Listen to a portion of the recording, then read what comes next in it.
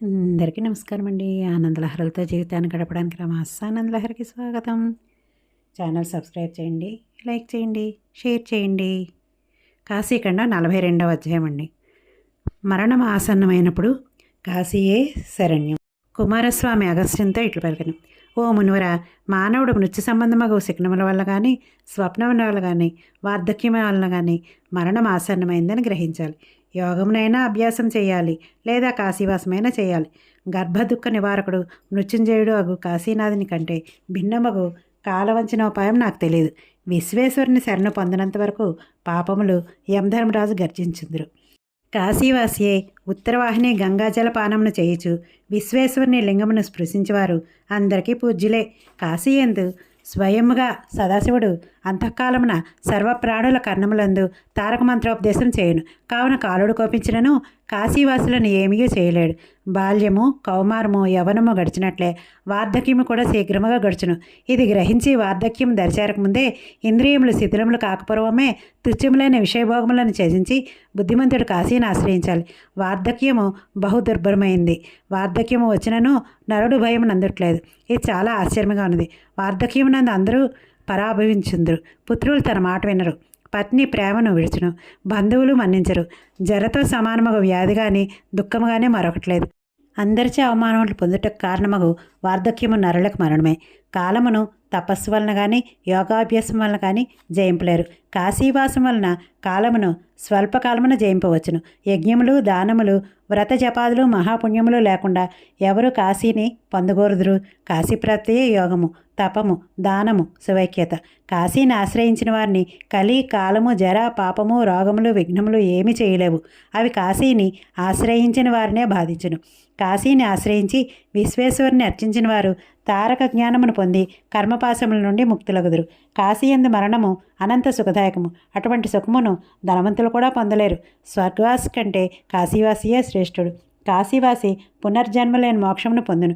స్వర్గవాసి స్వర్గసుఖములను అనుభవించి పుణ్యం క్షీణించడం వలన పునర్జన్మను పొందును. సుందరమగు గుహలతో మనోహరమైన మందరాద్రి ఎందు నివాసము విశ్వేశ్వరునకు కాశీవాసం వల్లే ప్రసన్నతను కూర్చలేదు. దివోదాస్ పరాక్రమము, దేవతల దురాలోచన.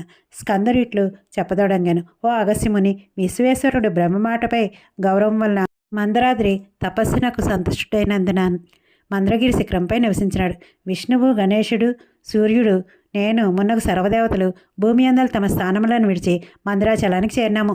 దేవతాగణమంతయు వెళ్ళినందువలన దివోదాసు వారణాసిని రాజధానిగా చేసుకుని అప్రతిహతముగా భూమండలాన్ని పరిపాలించినాడు. దివోదాసు మహాపరాక్రమవంతుడు. సూర్యుని వల్లే దుష్టులను తప్పింపచేసినాడు. సజ్జనులను చంద్రుని వల్లే ఆహ్లాదపరిచినాడు. దేవేంద్రాది దిక్పాలకుల గుణాలను పుణికిపుచ్చుకున్నాడు. అతడు తన తపోబలంచే సమస్త దేవతల రూపములను ధరింపగల సమర్థుడు. సాధ్యులకు అసాధ్యుడు.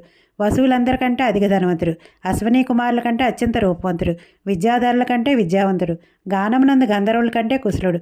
స్వర్గతుల్యమైన ఆ రాజు దుర్గమును యక్షరాక్షసులు రక్షించిరి. ఆ రాజు పరాక్రమాన్ని చూచి నాగులు అపరాధం చేయట్లేదు. దానవులు మానవరూపధరులై విభవములతో సేవించినారు. వాయువు ఆ రాజు రాజ్యమునందుల అశ్వములను వేగముగా పోవటకు శిక్షణ ఇచ్చినాడు. అతని రాజ్యమున అందరూ దాతలే. వాని సభయందలి శాస్త్ర పండితులు కానీ రణరంగంలో యోధులు కానీ పరాజయం ఎరుగురు. దివోదాస్ రాజ్యంలో ప్రజలందరూ దేవతలతో సమానముగా భోగభాగ్యాలతో తులుతూగినారు. అక్కడ స్త్రీలందరూ అప్సరసులే, లక్ష్ములే. ప్రజలందరూ కుబేర్లే. అనావృష్ట్యాదులకు ఇతిబాధలు లేవు.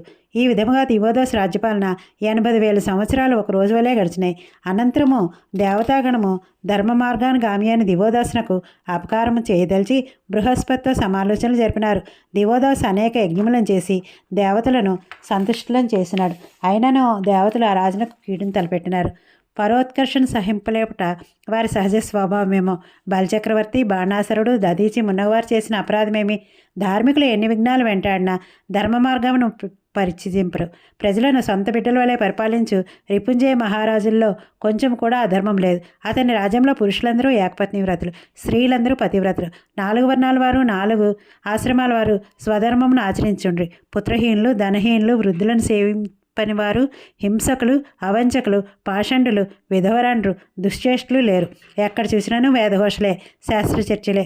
పుత్రులు పితృపద పూజనము దేవపూజనముగా భావించేవారు. భృత్యులు ప్రసన్న చిత్తంతో తమ యజమానులను సేవించినారు. త్రికాలములందు కాశీని కాశీదేవతలను పూజించినారు. అందరూ విద్వాంసులు, తపోనిష్ఠులు, జితేంద్రియులు, జ్ఞానులు, శివయోగులు, సంతుష్టులు, సంతృప్తులు.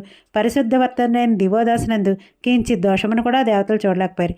బృహస్పతి దేవతలతో ఇట్లు పలికను: ఓ దేవతలరా, దివోదాసు తపోవలం సంపన్నుడు, సంధి విగ్రహాది నీతిజ్ఞుడు. ఆ రాజుపై సామధాన దండోపాయములు పనికిరావు. భేదోపాయంతో ప్రయత్నించుదాం. దివోదాస్ దేవతలందరినీ భూమి నుండి వెళ్ళగొట్టినప్పటి నుండి జీవులు లోపల బయట సంచరించి అగ్ని, వాయువు మున్నగు మన పక్షపాతులు అక్కడ ఉన్నారు. వారు లేని ఎళ్ళ ఆ రాజునకు మనకు ఎవరికి ఒక్క క్షణము సుఖముండదు. మన వారిని రిపుంజేయని రాజ్యం నుండి రప్పించనిచో ప్రజలు హవ్య కవ్య క్రియా విహీనులై రాజునందు విరక్తులగుదురు. ప్రజలు విరక్తులైన ఎళ్ళ రాజశబ్దము వ్యర్థమవును. ప్రజారంజనం వలన రాజశబ్దము సార్థకమగును. ప్రజావర్గం విరోధించించో ఎంతటి రాజైనను నశించును. మన అభీష్టం నెరవేరునని సూచించినాడు. వెంటనే దేవేంద్రుడు అగ్నిహోత్రుని పిలిపించి రిపుంజేయని రాజ్యం నుండి ఉపసంహరించుకొనమని సాదరంగా కోరినాడు. అగ్ని యోగామాయా బలంతో రిపుంజేయని రాజ్యం నుండి త్రేత్రాగ్నులు జఠరాగ్ని ఉపసంహరించినాడు. దివోదాస్ మధ్యాహ్న కార్యక్రమాలు ముగించుకొని భోజనశాలకు వచ్చినాడు. రాజుగారు అనుమతి తీసుకుని వంటవాళ్ళు: ఓ రాజా, అగ్ని మన నగరాన్ని విడిచి వెళ్ళినాడు. సూర్యతేజంతో పాకమును సిద్ధం చేసినామని విన్నవించినారు. దివోదాస్ మహారాజు తన తపోబలంతో సర్వమును తెలుసుకున్నాడు. ఇది దేవతలు చేసిన పనిగా భావించినాడు. ఇంతలో ప్రజలందరూ అగ్ని లేక తాము పడుబాధలను విన్నవించుటకు రాజసన్నిధికి వచ్చినారు. రాజుగారు ముఖాకృతిని చూచియే వారి అభిప్రాయంను గ్రహించినాడు. వారిని తగిన విధముగా గౌరవించి ఉపవిష్టం చేసినాడు. ఓ ప్రజలారా, మీరు భయపడవద్దు. దేవతలు అగ్నిని భూమిపై లేకుండా చేసినారు. ఇంత మాత్రమున నాకు పరాభవమ. నేను పూర్వమే అజ్ఞాది రూపములు ధరించి వారి కార్యములను నిర్వహించుదామనుకున్నాను, కానీ ఉపేక్షించినాను. నా అదృష్టం వల్ల చాలా కాలమునకు గుర్తు చేసినారు. అగ్నియే కాదు, వాయువు, వరుణుడు, చంద్రుడు, సూర్యుడు కూడా వెలుదురుగాక. నేనే ఇంద్రుడినై వర్షంలను కురిపింతును. నా తపోయోగ బలంతో అగ్ని, వాయువు, వరుణుడు, చంద్రుడు, సూర్యుడినై వారి పనులను నిర్వహింతును. జలాన్ని నేనే సృష్టించదును. చంద్రుడినై ప్రజలను ఆహ్లాదపరచదును. సూర్యభగవానుడు మా వంశమునకు మూలపురుషుడు, మా కులదేవత, జగత్తునకు ఆత్మకు మాన్యుడు. అతడు మనకు అపకారం చేయడు అని ప్రజలకు అభయం ఇచ్చినాడు. ప్రజలందరూ సంతోషంతో తన నివాసములకు ఎగినారు. దివోదాసు తాను చెప్పిన విధముగా అగ్ని, వాయువు మున్నగు వారి రూపములను ధరించి వారి పనులను నిర్వహించి దేవతలకు హృదయ శల్యమైనాడు. తపోబల సంపన్నులకు త్రిలోకములందు అసాధ్యముండదు కదా. ధన్యవాదములండి.